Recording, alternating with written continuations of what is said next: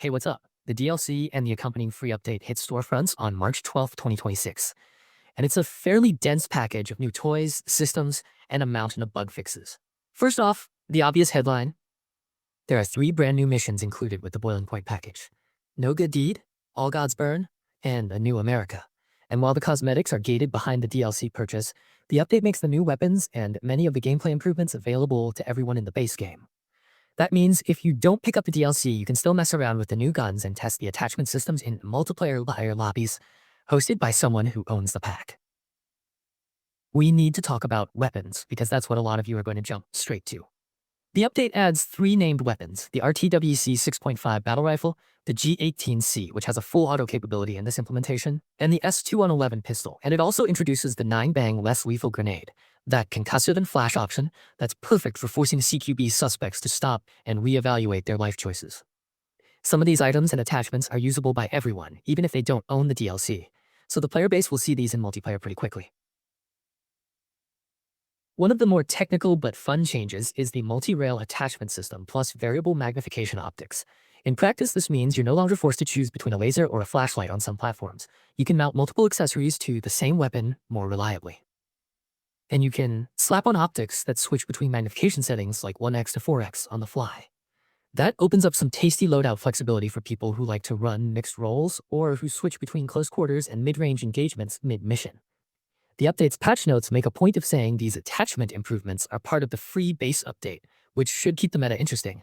And yes, there's a huge pile of fixes. The team lists over 200 bug fixes, covering everything from AI misbehavior to animation glitches to multiplayer host performance.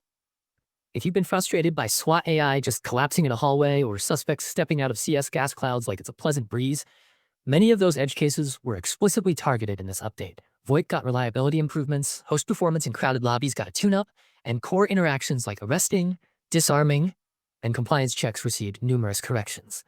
That doesn't mean everything is flawless now, but it's a meaningful step forward for stability.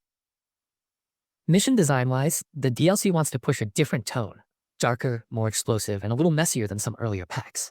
The new missions come with a handful of mission-specific mechanics and enemy types, like a CQB suspect archetype that behaves differently in close quarters, and even environmental hazards in select encounters.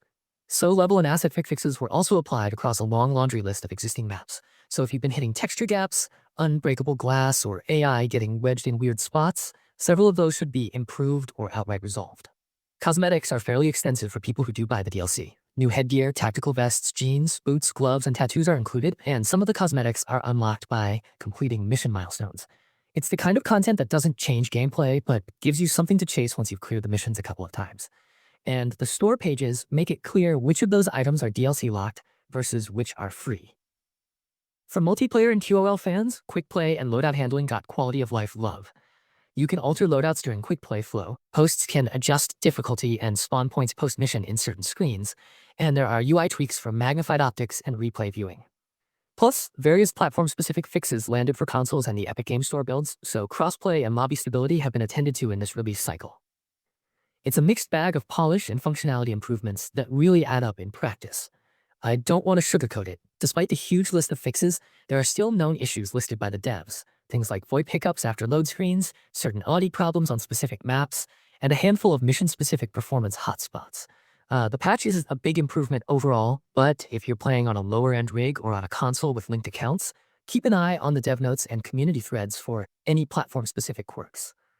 So that's the main scoop: new missions that expand the narrative beats, weapons and a less lethal option that change how you approach engagements, robust attachment and site improvements that open up viable playstyles, and a huge stack of fixes that should make the overall experience feel more reliable. If you're the kind of player who enjoys experimenting with loadouts or grinding for cosmetics, there's definitely meat here. If you're more into the tactical simulation side, hopefully the AI and behavior fixes make the game more consistent for serious runs. Alright, that's it. If you want to see specific weapon stats or a breakdown of a particular mission, I'll parse those next time in a dedicated segment. But for now, this update is live across major storefronts, and the patch notes are available if you want to read the full technical breakdown straight from the developers.